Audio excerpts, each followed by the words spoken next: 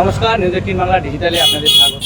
সঙ্গে শিলিগুড়িতে রয়েছি আমি পার্থ। অবশ্যই একটু ভালো খবর, বিশেষ করে পর্যটকদের জন্য একটা ভালো খবরের আপডেট নিয়ে এলাম লাইভ। যারা এই মুহূর্তে নিউজ 18 বাংলা ডিজিটালে নজর রেখেছেন তাদের সকলকে স্বাগত। Good afternoon to you all. এবং আমি পার্থ রয়েছি এই মুহূর্তে শিলিগুড়ি থেকে। এবং আপনারা অলরেডি কিন্তু ক্যাপশনে দেখেই ফেলেছেন কী নিয়ে লাইভ হতে যাচ্ছে। এবং স্বাভাবিকভাবেই যারা এই মুহূর্তে যারা উত্তরবঙ্গে বিশেষ করে পাহাড়ে বেড়াতে আসছেন তাদের জন্য অবশ্যই একটি ভালো খবর নিয়ে এলাম লাইভে। কারণ আমরা জানি যে আবহাওয়ার কিন্তু গোল বদল হচ্ছে, বিশেষ করে দক্ষিণবঙ্গের জেলাগুলো তাপমাত্রা ভারত হচ্ছে। তবে নর্থবেঙ্গলের কিন্তু তাপমাত্রা একটা হেরফের হয়নি। সকাল সন্ধ্যায় আমার রুটিন করে ঠান্ডা থাকছে, তেমনি কুয়াশারও দাপট থাকছে। বিশেষ করে ভোরের দিকে কুয়াশার দাপট থাকছে উত্তরের প্রায় প্রতিটি জেলাতে, পাহাড় সমতল প্রতিটি জেলাতে।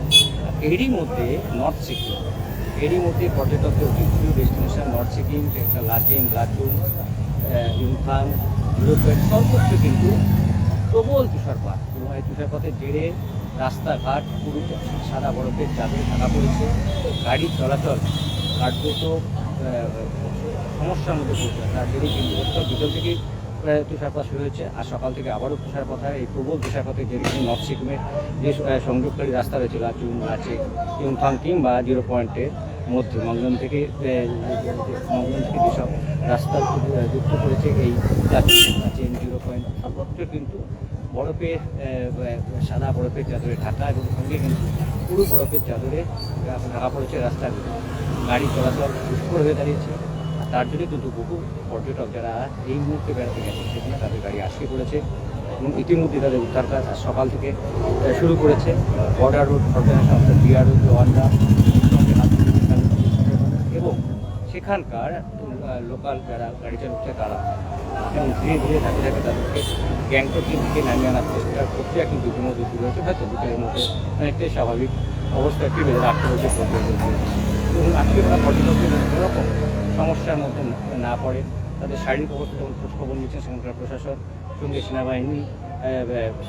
সেনাবাহিনী কর্তারা, পাশাপাশি সিকিম প্রশাসন, মঙ্গন জেলা প্রশাসন, তারা কিন্তু তাদের শারীরিক অবস্থা যেমন খোঁজখবর নিচ্ছে, কারণ তাপমাত্রা মাইনাসে নেমে এসেছে এবং যাতে খাবারের জন্য কোনো সংকট না হয় সেদিকে যেমন তারা ঠিক তেমনি তাদেরকে যাতে সুস্থ অবস্থায় নামিয়ে আনা যায় গ্যাংটকে, এবং তারা যেন ঘরে ফিরতে পারে। কেউ এসছেন কলকাতা থেকে বেড়াতে, কেউ অন্য রাজ্য থেকে বেড়াতে গিয়েছেন ভিন রাজ্য থেকে, তাদের কিন্তু যাতে কোনো রকম সমস্যার মতো না পড়তে হয় সেদিকে খেয়াল রাখছে সিকিম প্রশাসন, বাহিনীর কর্তারা।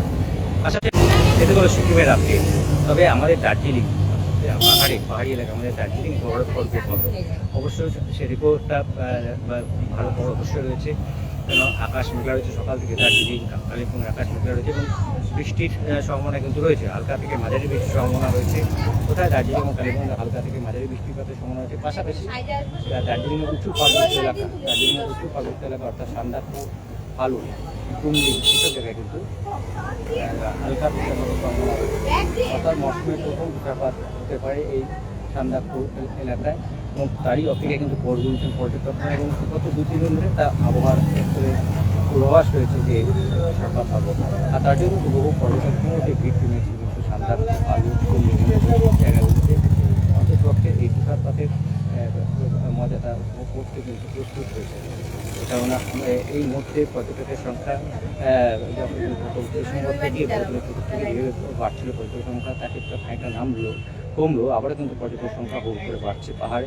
অবশ্যই এই আবহাওয়ার তারতম্যের জন্য বিশেষ করে সান্দাকফু, ফালুনে আবার নতুন করে তুষারপাতের সম্ভাবনার কথা আবহাওয়া জানালে কিন্তু পর্যটকদের সংখ্যা বাড়ছে। একদিকে নর্থ সিকিমের তুষারপাত সঙ্গে দার্জিলিংয়ের সান্দাকফু, ফালুনে কিন্তু তুষারপাতের সম্ভাবনা আছে।